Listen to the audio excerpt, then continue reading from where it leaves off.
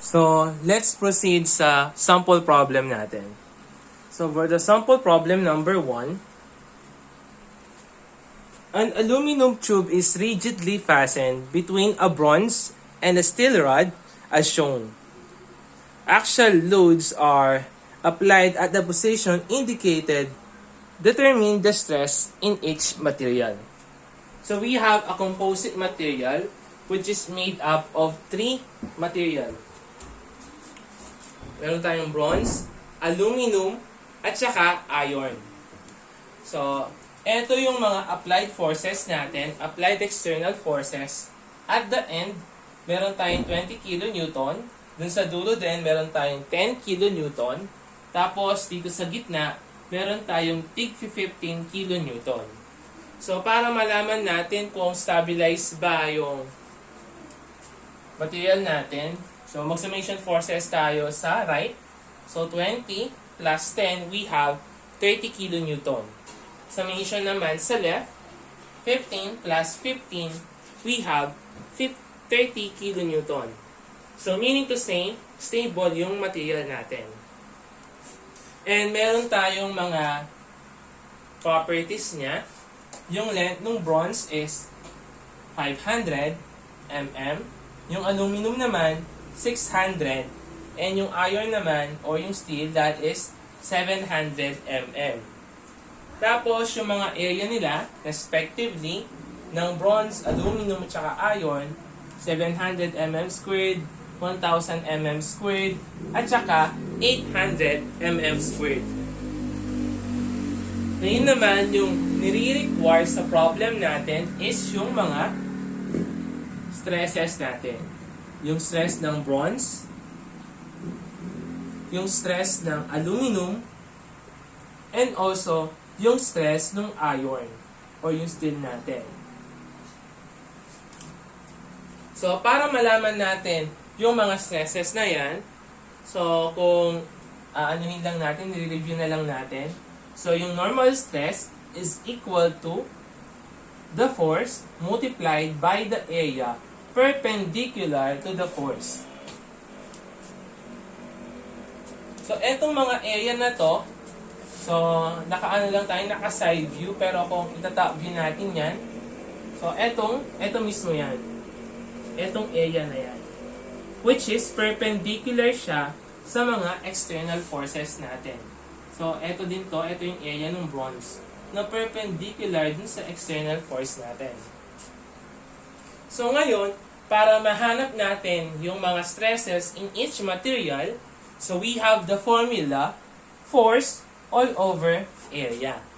So, kung mapapansin ninyo, given na yung mga area ng mga material natin. Yung problema na lang is yung mga forces natin. So, paano natin mako-compute or paano natin mapapalabas yung mga forces na yon? So, based dun sa introduction ko kanina, di ba? Para mapalabas natin yung mga forces na yan, we need to cut dun sa material natin. So, mag-cut tayo along the length of the bronze. So, let's cut. So, mag-cut tayo dito. So, putulin natin yung section natin. Yan. Putulin natin dyan. So, kapag pinutol natin yan, meron tayong makikitang dalawang parts. Eto. So, parang takpan mo muna to. Ayan. So, makikita mo na lang is yung 20 kN na compressive. Kapag pinutol natin, magdi-divide siya sa dalawang parts. Ito yung left segment natin. And also, ito naman yung matitira, which is yung right segment natin. So, makikita dito sa cutting plane natin yung 15, 15, at saka 10. So, wala lang yung 20. So, pwede natin i-analyze yung bawat segment. Pwede i-consider mo is yung right segment or yung left segment naman. So, ano ba yung mas madali? Yung left o yung right na i-consider? So, in our example, mas madaling i-consider yung left. Kasi nga, isang force lang yung nag-a-act doon. So, let's consider yung left segment. So, consider left segment.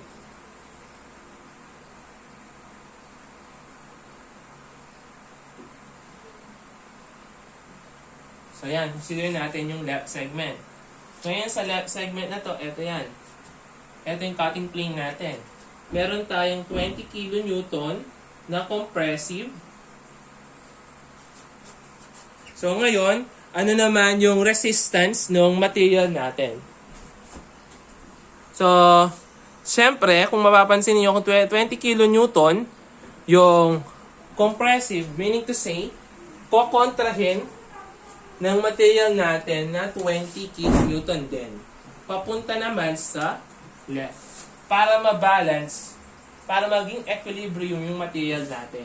Siyempre, meron tayo dito na ito yung tinatawag nating force of bronze. So, P sub B. So, paano natin makukuha yung value ng P sub B? So, summation, forces horizontal is equals to 0. Sabihin natin that the right is, going to the right is positive. So, dito we have 20 kN. So, minus, since it is going to the left, ay ang magma-minus yung P sub B natin, equals 0. So, yung P sub B natin, P sub B is equal to 20 kN. So, denote natin yung C para masabi natin na compression yung force natin. So, meron na tayong value ng force natin. So, makukuha na natin yung stress at bronze. So, we have yung P sub B natin all over A sub B. P sub B is 20. So, usually dito sa subject natin, gawin natin tong Newton kasi naka-mm squared to para maging megapascal na siya. So, let's say, meron tayong 20,000 Newton. So, 20 kN, i-multiply mo lang siya ng 1,000 para maging Newton siya. So, we have 20,000 Newton all over yung area niya na 700 mm squared. So, yung stress sa bronze is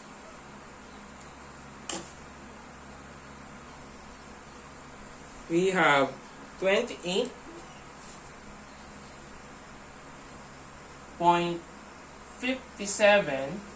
Newton per mm squared or 28.57 mega Pascal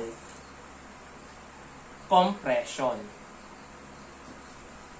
So, meron na tayong value ng sigma B natin. Ngayon naman, kailangan nating malaman yung mga stresses sa aluminum at saka iron. So, paano naman kung i-consider natin yung right segment? Same ba yung answer? So, let's say, consider natin ha. So, consider natin yung right segment.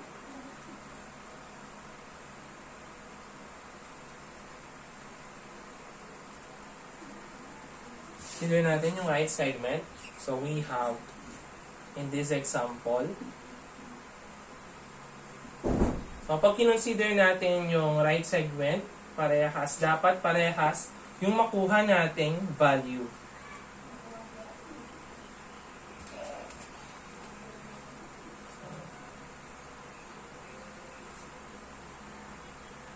So, yan. So, consider natin yan. So, meron tayong makikitang maraming mga forces dyan. Yung tatlong force. Kasi mangyayari is, i-delete lang natin itong part na to. So, eto niyan yan. Diba? So, dito meron tayong 15 kN. Dito din meron din tayong 15 kN. And also, dun naman, we have 10 kN. So, kung isa-solve natin yan, summation forces horizontal is equals to 0. So, going to the right is positive. So, mangyayari niyan is, para mahanap natin yung force ng bronze natin, or P sub B. So, we have P sub B since it is going to the right. P sub B plus yung 10 minus yung going to the left na 15 minus 15 is equals to 0. So P sub B is equals to, so 10 minus 30, negative 20. Transpose natin, magiging 20 kilonewton. So, since yung direction ng P sub B natin is going to the material, so that is a compression. So, nakuha na natin yung P sub B natin. So, next naman, nakunin natin is yung stress naman ng aluminum. So, same procedure lang. So, magka-cut lang tayo ng cutting plane along the length ng aluminum natin. So, let's say, ito yung cutting plane natin. So, kapag nag-cut tayo, makakita tayo ng dalawang parts. Yung right segment at saka yung left segment. So, dito, i-consider natin is yung left segment. Wala lang, trip ko lang na left segment.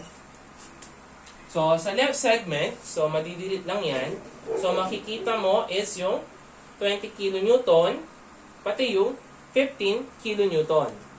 So, meron tayong compressive na 20 kilonewton dito sa dulo. And meron tayong dito na 15 kilonewton. And yung hinahanap natin is yung force ng aluminum natin. So, in this example, kinonsider natin is yung left segment. So, kung i-consider mo yung right segment, kailangan parehas lang yung answer na makukuha ninyo.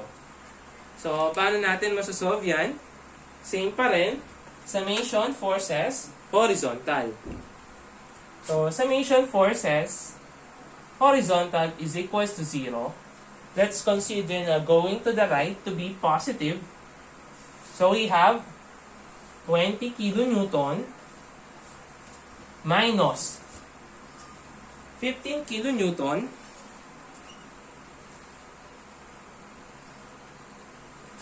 minus P sub A is equals to 0. So, the value of our P sub A is equals to, so 20 minus 15. So, we have 5 kilonewton. Transpose natin yung PA. So, meron tayo 5 kilonewton. So, ano yung direction niya? Going dun sa material, meaning to say that is in compression. So, pwede pa rin ninyong ma-solve yung P sub A kung i-consider mo yung right segment. So, solve naman natin yung stress niya. So, P sub A all over yung area sub A. So, we have 5,000. So, convert lang natin siya into Newton para maging Newton per mm squared para maging megapascal. So, yung area ng ano natin, that is 1,000. 1,000 mm squared. So, the value of the stress at the aluminum is 5 megapascal na compression. So, meron na tayong value ng bronze, ng aluminum. Ngayon, kunin naman natin yung value ng iron natin o yung P sub S natin. So, same procedure pa rin yung gagawin natin. So, magka-cut lang tayo ng cutting section dito or ng cutting plane. So, madi-divide dyan into right segment at saka left segment. So, in this example, consider naman natin si right segment since mas madaling isolve sa right part. So, that is our right segment. So, along the right segment, kung mapapansin ninyo, eto yan. So, yung cut. So, meron lang tayong makikitang 10 kilonewton. Tapos, mag-a-appear dito since papunta doon. So, ganito yung direction natin ng P sub S natin para mag-stabilize yung material natin. So, same lang. Para makuha natin yung value ng ano natin na force natin, summation forces horizontal is equals to 0. Going to the right, positive. So, we have 10 minus P sub S is equals to 0. So P sub S, transpose lang natin. So we have 10 kilonewton. So anong direction niya? Since it is away from the material, that will become a tensile force. So gamitin lang natin yung formula natin. The P sub S all over E sub S.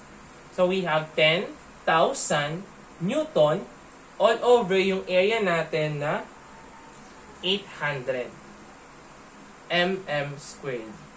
So, is equals to 12.5 megapascal in tension.